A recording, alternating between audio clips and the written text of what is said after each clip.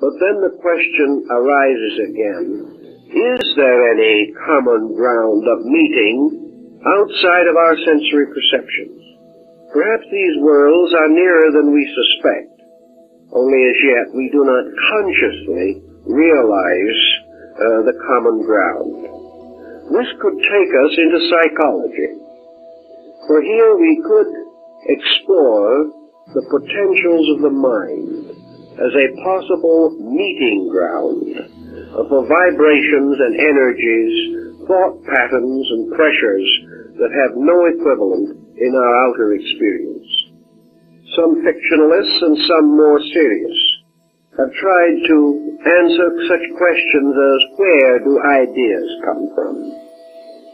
Do they really arise within our own gray matter?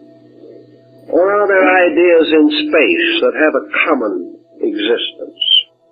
One question that has been asked frequently is a proper solution to the coincidence of great discoveries being made simultaneously in several places without any contact between the persons involved. It would seem as though there was a tuning in on pure thought substance.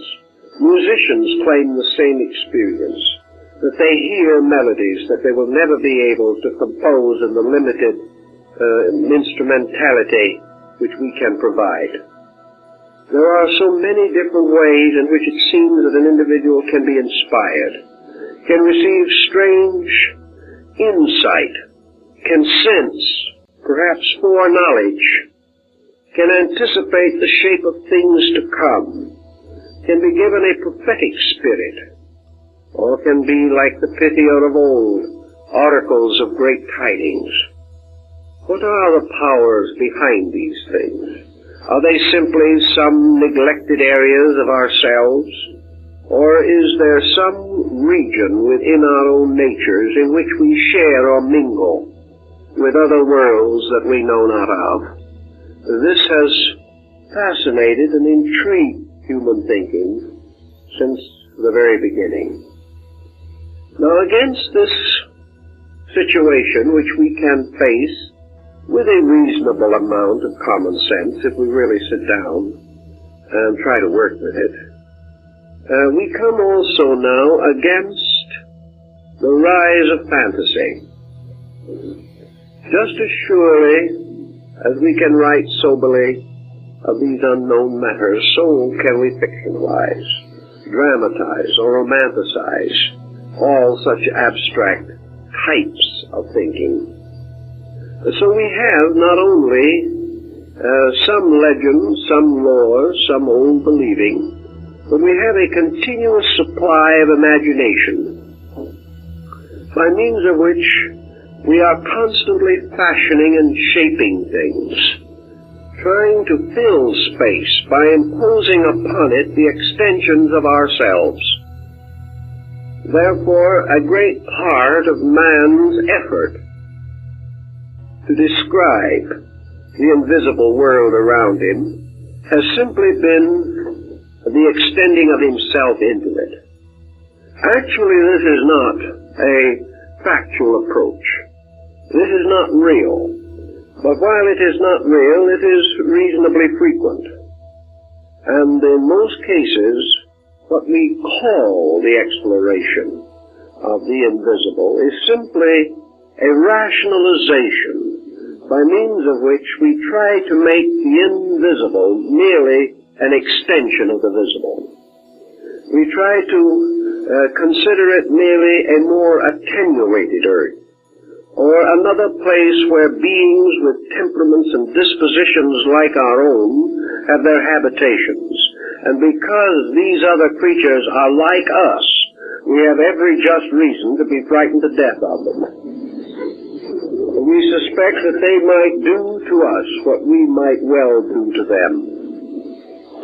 This has produced a lot of psychotics, and it has done a great deal to damage the natural intuition of man.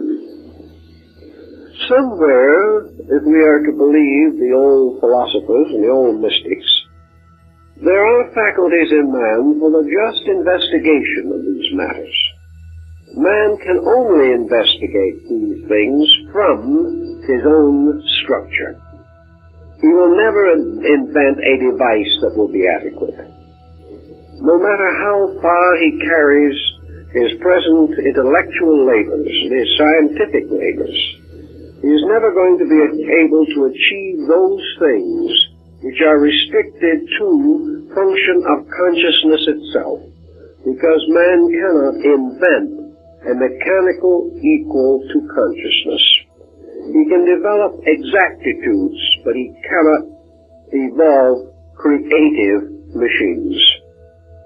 So that the individual has to depend upon these inner resources. Now it is interesting, but whether he knows it or not, his own inner resources are the simplest approach to the matter. Infinitely less complicated than the extravagant method of experimentation for centuries trying to work out a device that never quite fulfills its purpose. Man, in order to find out what is anywhere, to understand anything, visible or invisible, to clearly understand and know the substance of any reality, must have within himself the capacity to experience reality. Between him and this capacity is the vast structure of his own opinions. The way in, the key to the discovery of the truths of things, is always to have no preconception about them.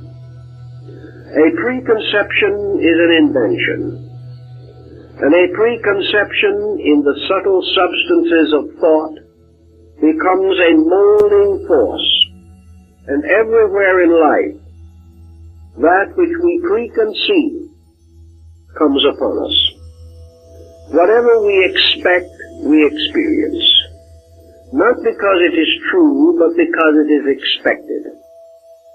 And from the mysterious substances of things which we cannot analyze adequately, we are continuously seeing the reflected images of our own preconceptions about these things. Now, man is a creature of preconceptions.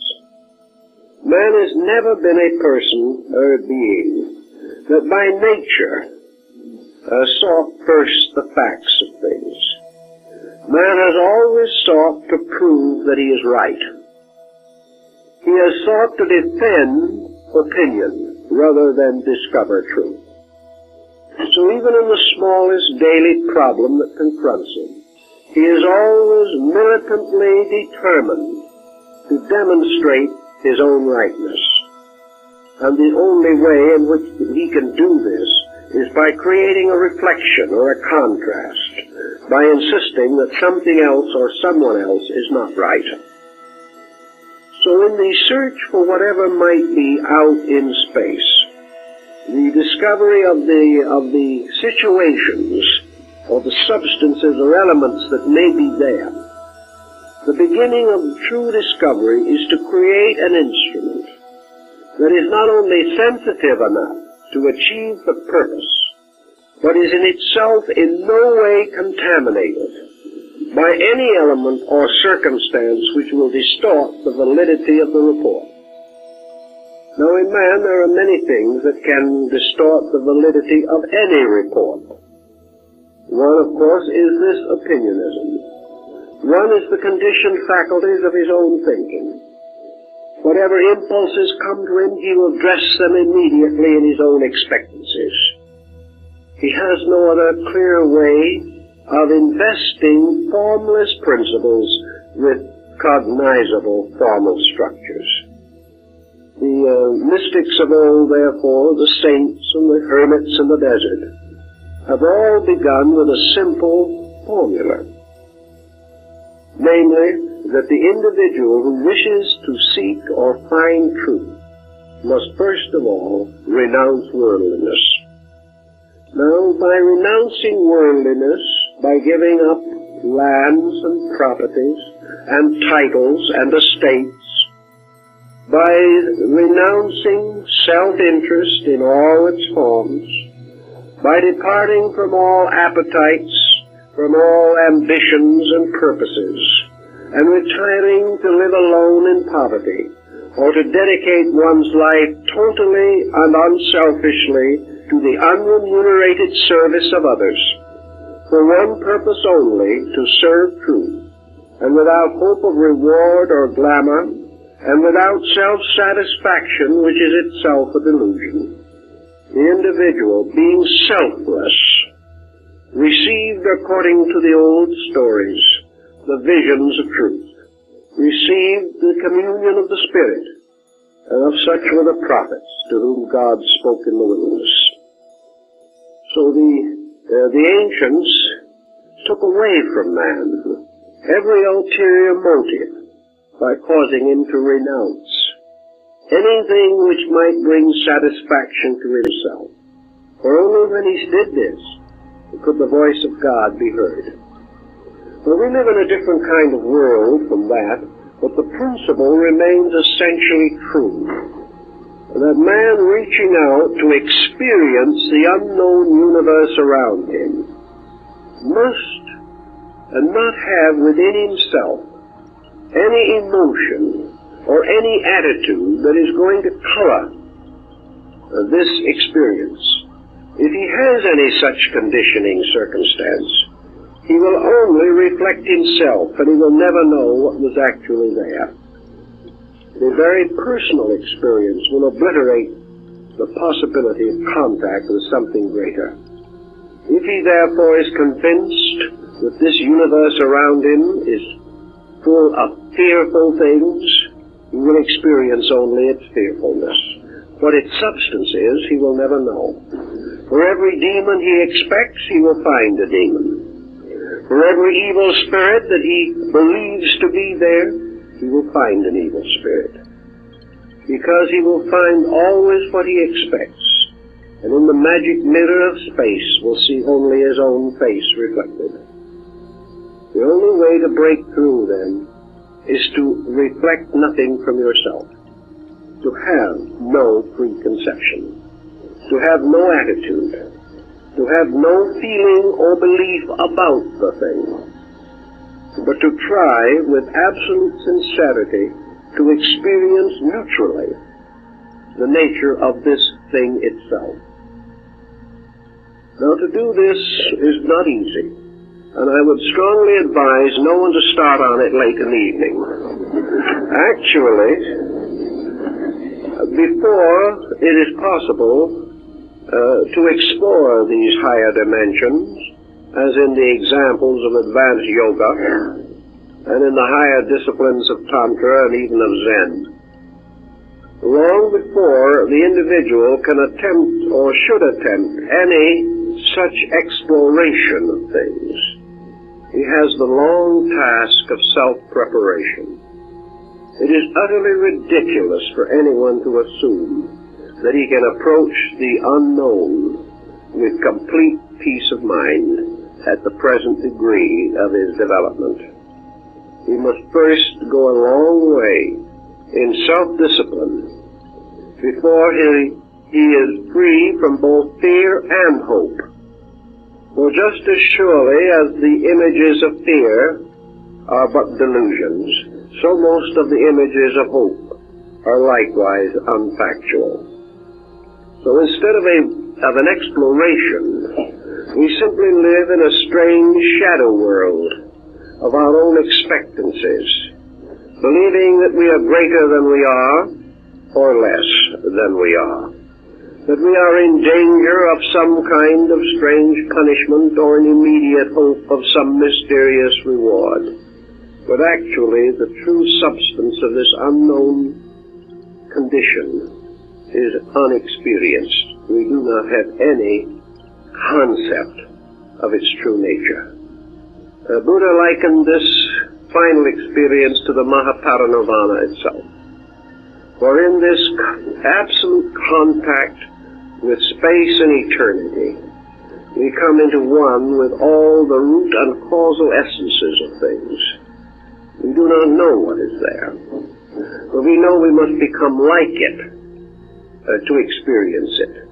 And we know that as far as our own perceptions are concerned, this mystery is absolute quietude, absolute peace, absolute silence, absolute rest. And until we find this in ourselves, we cannot walk through the curtains that divide the world. If we try to go in any other way, instead of passing into the other region, we merely pass into the negative abode of our own subconscious, and there we struggle with circumstances with which we should never have afflicted ourselves.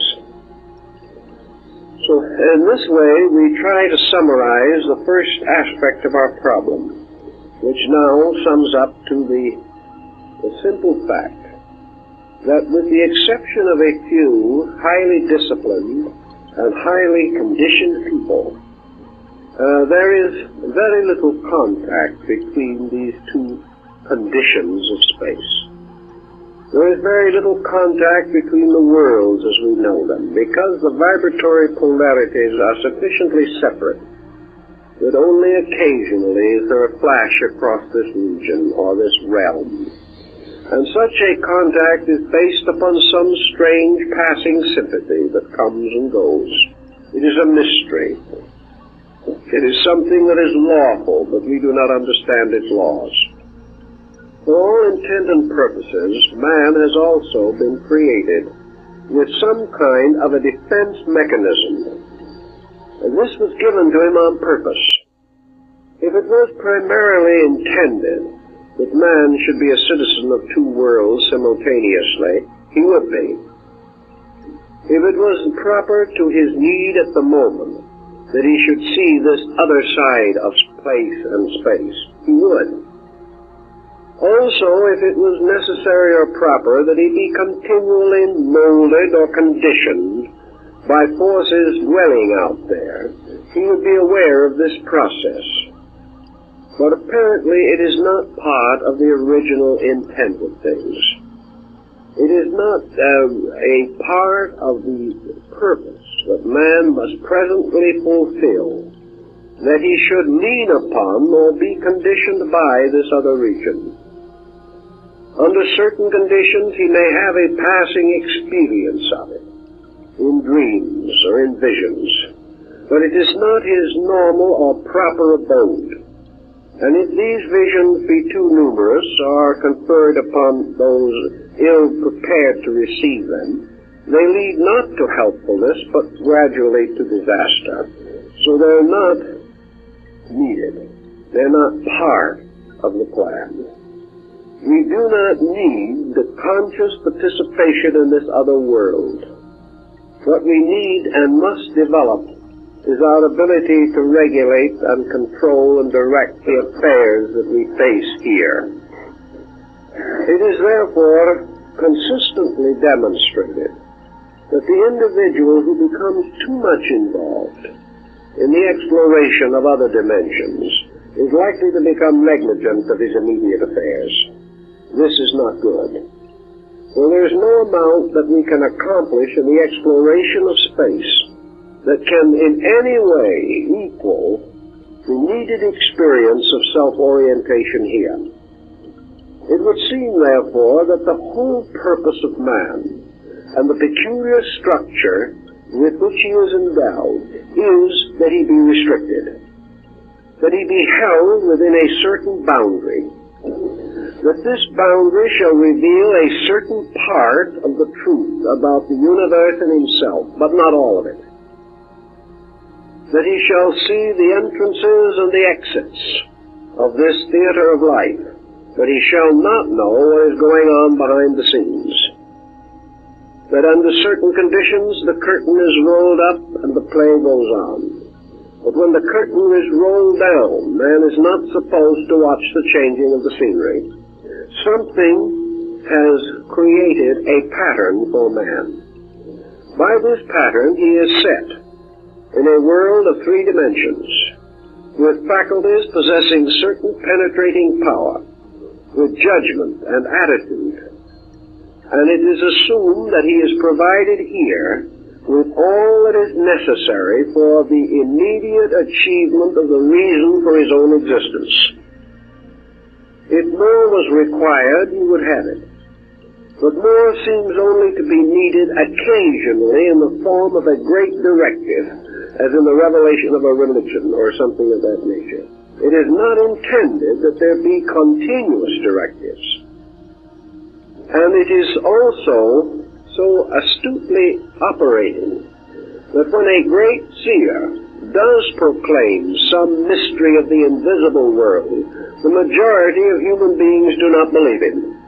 They are not affected by it, simply because we are not affected by that which we do not ourselves experience in the final estate of things. Thus, our immediate problem lies within a boundary, and the individual has been provided with a certain insulation.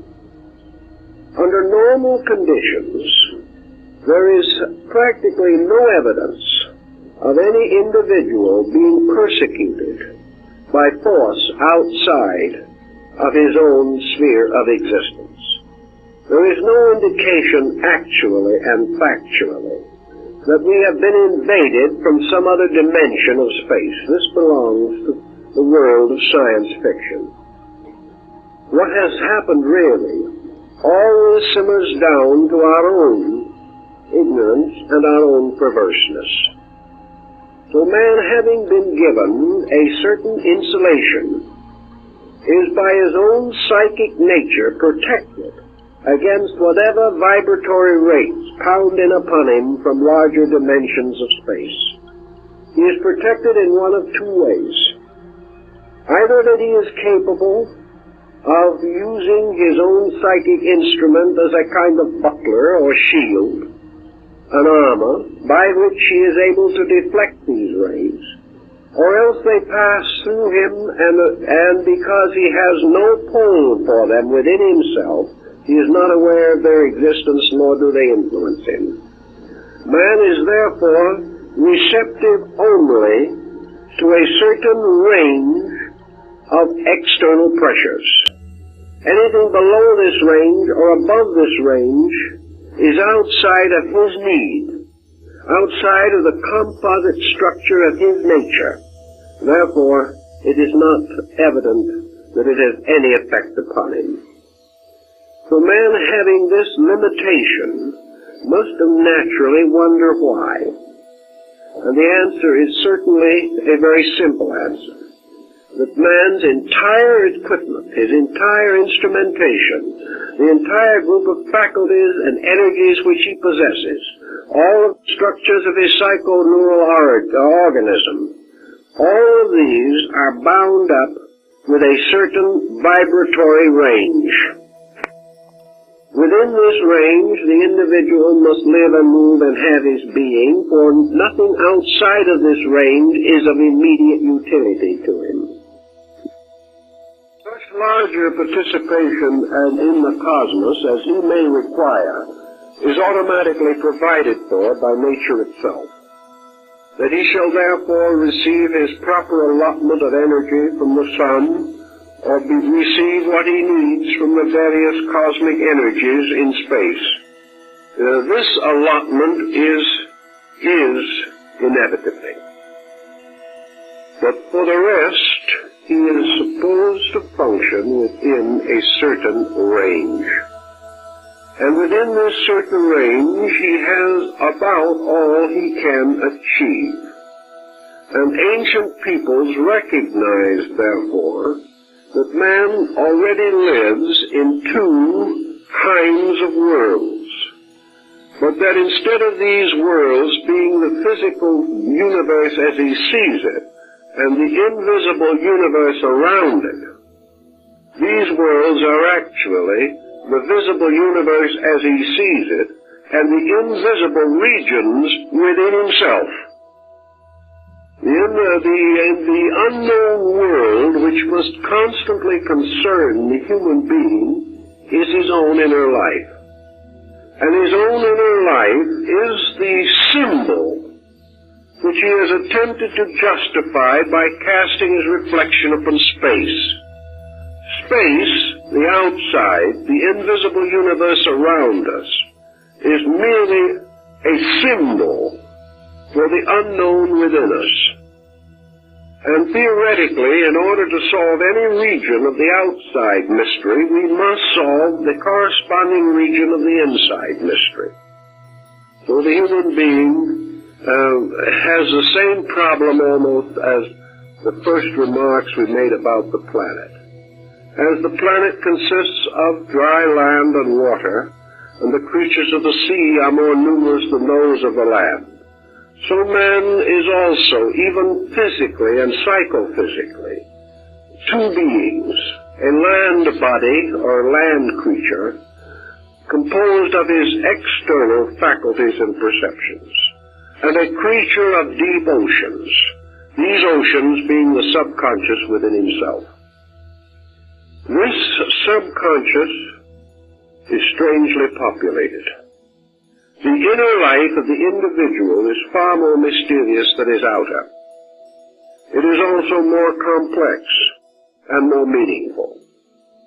But because we have lived in the objective side of our nature, almost since the dawn of our creation, and because also the faculties that we know are all more or less pointed outward, to give us contact with environment but not with self, we have labored under the continuous disadvantage that we lack the organized, obvious means of exploring the one region which is the challenge we all must face.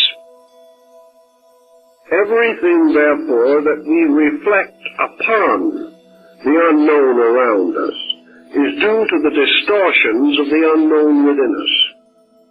And this unknown within us has given rise to all the fears, all the doubt, all the uncertainties, all the griefs and grievances with which we have attempted to mutilate the outer universe. Every problem that we fear on the outside exists only on the inside.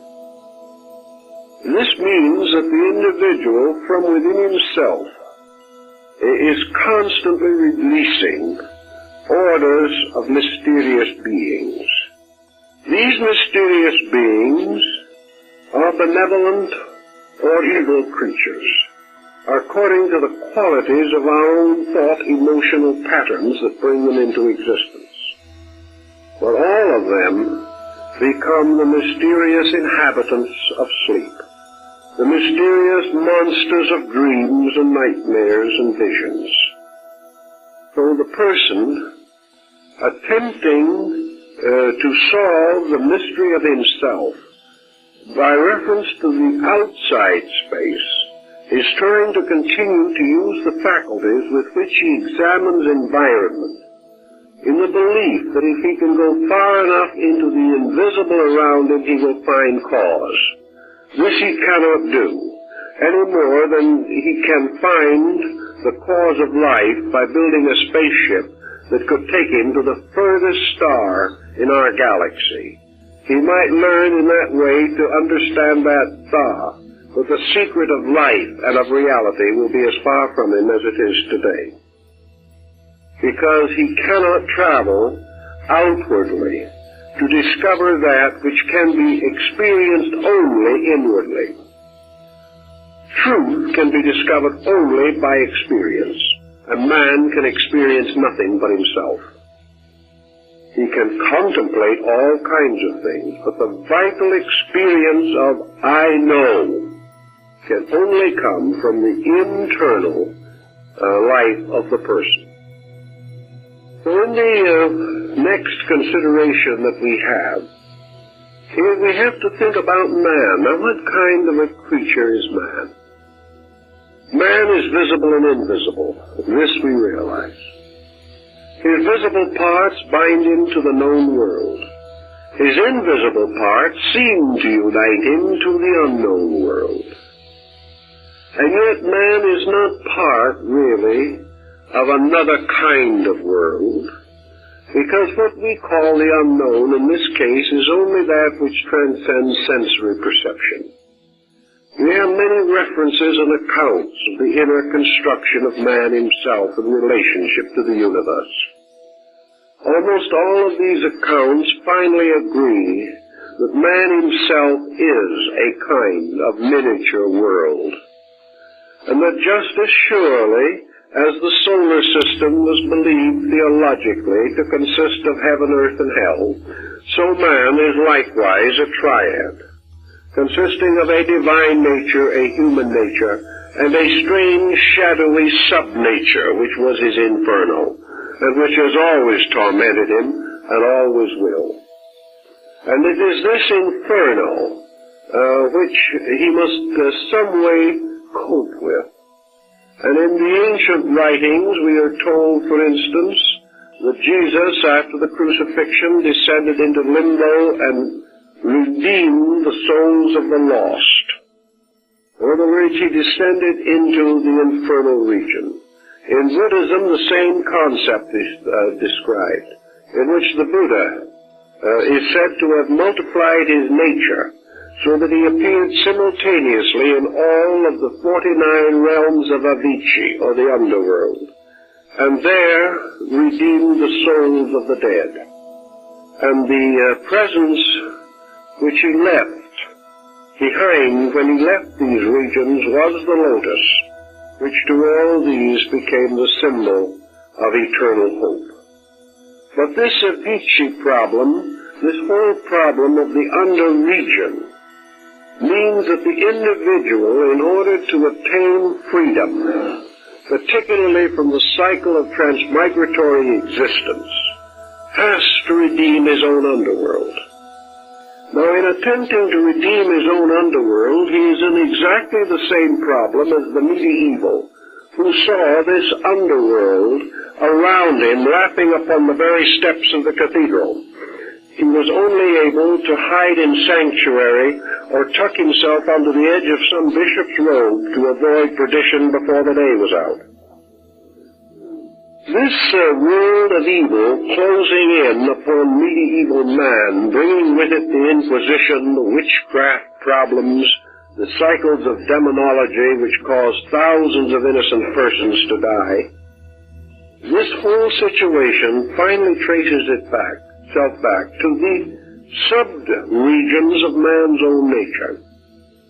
For there is in every individual this region of negation, this region into which is constantly flowing the endless mistakes of living, this region which is kept alive by the errors of life, this region in which everything that is negative, everything that is destructive, everything that is selfish, continues on to create psychic vortices. Vortices which the ancients like to think of as demons. Various elementaries of negative and horrible proportions. But man was creating out of his own negation a hierarchy of infernal monsters. These are the ones which he gives a certain life to by vitalizing them with his own thoughts, with his own intensities, with his own emotions, sustaining them by his own self-willfulness, by the bitterness of his attitudes, by his criticism and condemnation. These things are constantly building evil. Now, back in the Paracelsian days, it was assumed that if we kept doing this long enough, if we kept building this corruption into our own subconscious, it would become very much like a corrupted land. It would be a place in which plagues might well arise.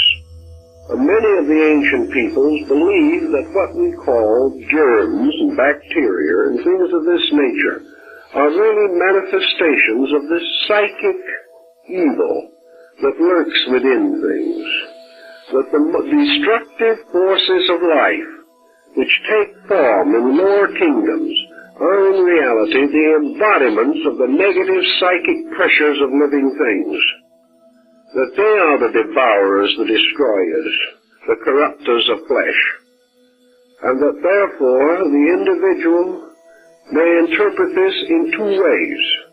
Either that perhaps sickness, physical sickness, is caused by this gradual increasing pressure of negation in the subjective part of self, or else that this negation becomes a swarm of semi-living elementary creatures, and that these creatures, like strange fungus, or like mysterious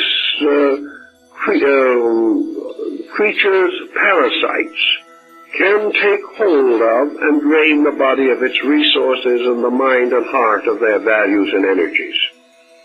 In any event, the ancients held it to be self-evident that man carries within himself this region of his own undoing, and that his first and real purpose is to solve this, that this is his own underworld, the mysterious eighth sphere of the gnosis. This world which has really no existence, but is continually forced into the seemingness of existence, by the seemingness of evil in the deeds and thoughts and emotions of living things. Thus, in the Persian philosophy, we have the war between light and darkness, but light is ultimately victorious. And in the struggle between all good and all evil in the nature of things, truth is ultimately victorious. For it is truth and truth alone that can set us free. And truth in this case represents always the disciplines of a doctrine of integrity, by means of which we drain this swamp of its corruptions. So in the older philosophies and so on, it was assumed that whatever evil man saw around him was but the shadow of the unconquered negation within him, that he was forever projecting this negation out into space, that this negation by projection invested itself with countless forms, some of which come back upon man in hideous proportion, such as war, crime waves, great pestilences, and outbreaks of nature. And nearly every war in history has been followed by a plague, because in many ways wars set up these terrible hatreds, which in the invisible atmospheres of our lives corrupt the flesh and cause us to sicken from within. When great numbers sicken from within, we see the proportions of an epidemical ailment. So the ancients began their thought of life by recommending a twofold attitude. Man instinctively desiring to see the world around him, to solve its mystery, and also desiring to see a better world within himself and solve its mystery, may function in both regions, using each to symbolize the other, and both to attain the common good. It becomes a basic matter of placing his own attitudes under certain basic supervision. Without this supervision, he cannot achieve his end. In the Oriental problem phase of this, we see the gradual development of certain gentle arts, which increase man's appreciation for the mysteries of universal life. In other words, as man begins to see the universe around him as a thing of beauty, he begins also to experience a change within him. It has been demonstrated that to the degree our own lives become harmless, the world appears harmless, and the psychic life becomes harmless within us. We have to constantly sustain these illusions by supporting them with each other. Therefore, if we begin to see nature as lawful and kind, we begin to gain a strength to penetrate the illusion within ourselves. This is the reason why I think the law of causality is so very, very important. Because if we believe, as the Buddhist believes, that there is an infinite justice, and that this justice is never wrong, that this justice is law, and this law is innate and inevitable. If we believe this, we slowly dispose of most of the demons with which the universe around us seems to be infested. And in Buddhism this happened in a very interesting way, because the old Buddhist priests going into foreign regions, finding all kinds of demons that were held in high revere, promptly converted the demons first, and after that the people became happy and the demons became good and faithful servants of the true doctrine. Now, I don't remember very many instances in Western thinking where folks went out determined to convert the fallen angel. They didn't seem to start it that way. They wanted to defend themselves against evil. They didn't realize that it is perfectly possible to transform evil, that it is perfectly possible for evil to cease, simply through the inner understanding of the meaning of law, and of lawfulness, and of order, and of the proprieties of things. In the same way, if we gradually come to the conviction that we live in an honest universe, it becomes almost inevitable that we must take the same attitude toward our own internal lives. The discovery of universal honesty presumes the presence of an inner honesty in ourselves.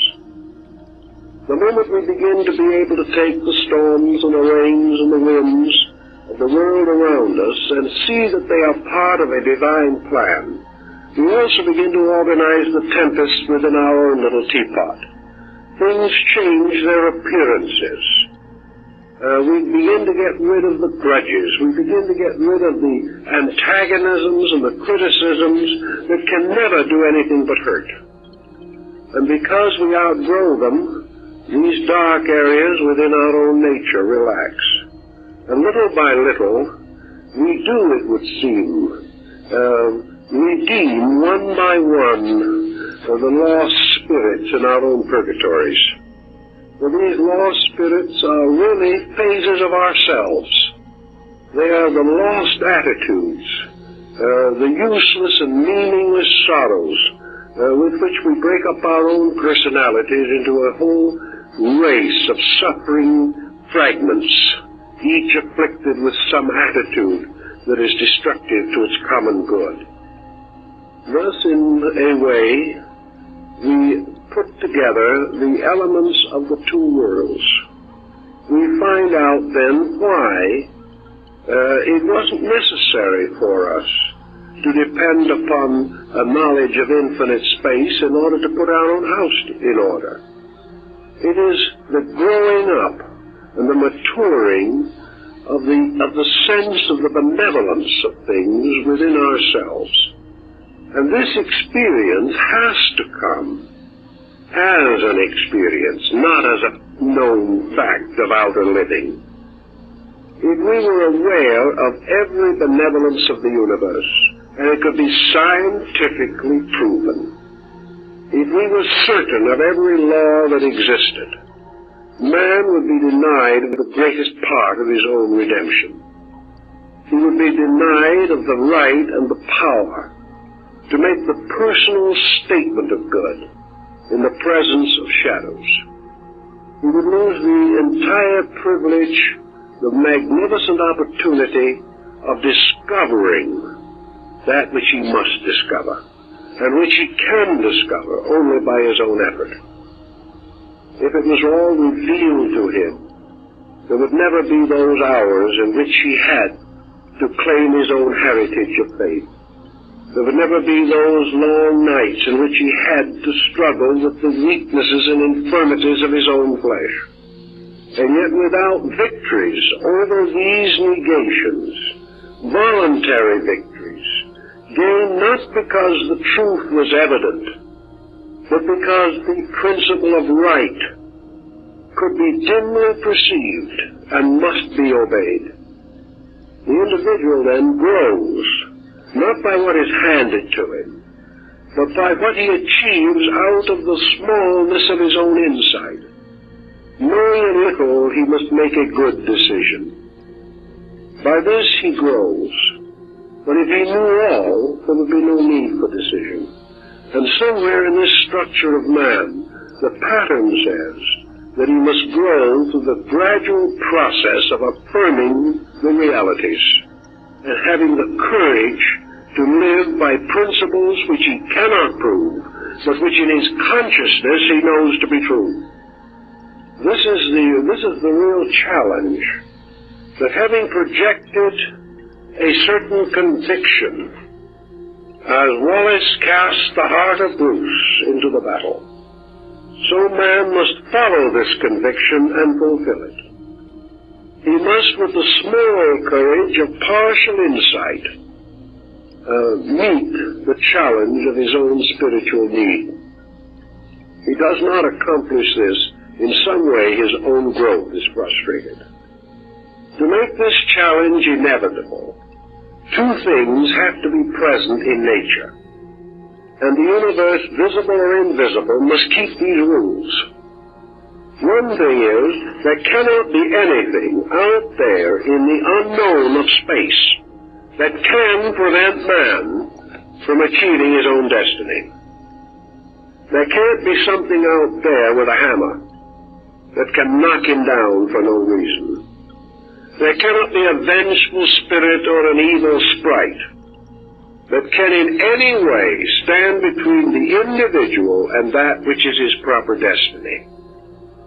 Thus, the invisible world around him cannot make him or break him. Whatever its contribution is, he will know in due time. But there is nothing out there that can take from his stature or add to it. If there was one thing utterly unknown to him and utterly beyond his control, which was inimical to his destiny, man would be completely frustrated.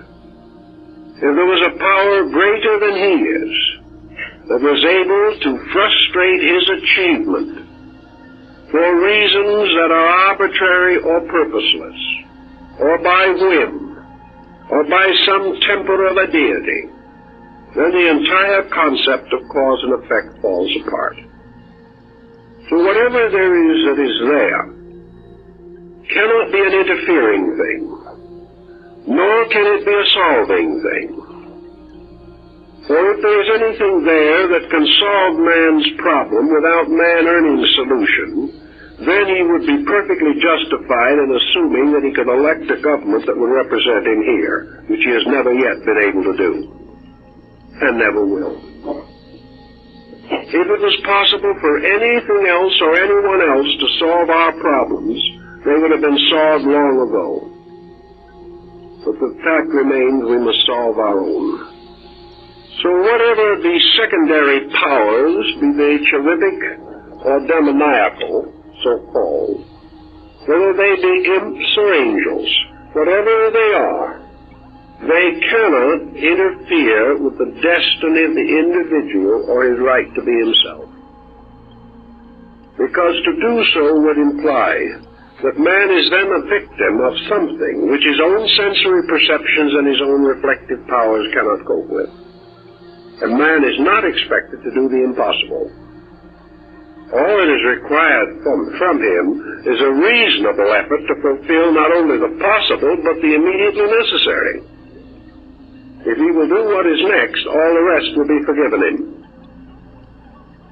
So man must not look upon this universe of things outside of him as menacing his growth, or as fulfilling some weakness in himself so that he does not have to do these things. The invisible world is not a welfare state. The invisible world is not a place where you can reap without sowing, or where you plow under every other row. In the universe, This invisible world is part of a great evolving structure. It is like a field of grain on the opposite side of the earth where we cannot see it, but it is growing by the same rules as the grain on this side of the earth. Everything is lawful. And the moment we begin to realize this, we do not have to fear the unknown. And as we reach the point where we no longer fear the unknown, we do not invest it with supernatural powers. Whatever its powers may be, for itself they are natural. Whatever these powers may be, it is inevitable that in the order of our way of life, they cannot exercise a supernatural effect upon us, or again they would interfere. So if they affect us at all, it is within the natural boundaries of our expectancies, conscious or unconscious. Perhaps they are affecting us, perhaps they help digest our food, perhaps they regulate the liver, we do not know. But whatever those forces are, they are normal and reasonable. They are not destructive, they are not angry, they are not evil. They can do nothing to prevent us from achieving, nor can they make our achievement inevitable. So against this background, the individual must follow the admonition of the wise and work out his own salvation with diligence. He must work out his salvation perfectly certain that the universe around him will cooperate with his own labor. That as he fulfills his responsibilities and his duties, the laws working through space reward him in right measure. Therefore, that in this space that we do not see or understand, there are the workings of laws. These laws rewarding everything according to its achievements, according to its motives, according to its insight and its dedications. And that which is itself without purpose is rewarded in that way, without purpose. So whatever we think of, we can think of a world of creatures all about the business of their own growth, which is the proper business of existence. And we can also think of this space as filled with the manifestations of those universal laws by which the dignities and securities of all lives are preserved and protected. Whatever comes out of space is honest. Whatever comes out of the invisible is the ever-working of the law. Whatever other things may exist in space, which have no relation to man at the moment, these other things fulfill their destinies, but they do not impinge upon us. If we can get this thought thoroughly set in our own minds, we will not ask space for favors, nor will we build defenses in our own minds against the strange darkness that lurks there. We will accept space just as we accept night, as the unseen part of a common world, and that in this night there are creatures that belong to the night, and in the day there are creatures that belong to the day, that the alternation of day and night is essential to the regulation of nature. So all things fulfill themselves in their proper sequences and in their proper patterns. Man has no reason to fear. And it is interesting to realize that when you travel into other parts of the world, you find the invisible universe around us comes sometimes very close in the belief and attitudes of peoples. Down in the Balkan areas, for example, there are many superstitions and beliefs which we do not share here. If you go and live in those regions long enough, you find these beliefs closing in upon you.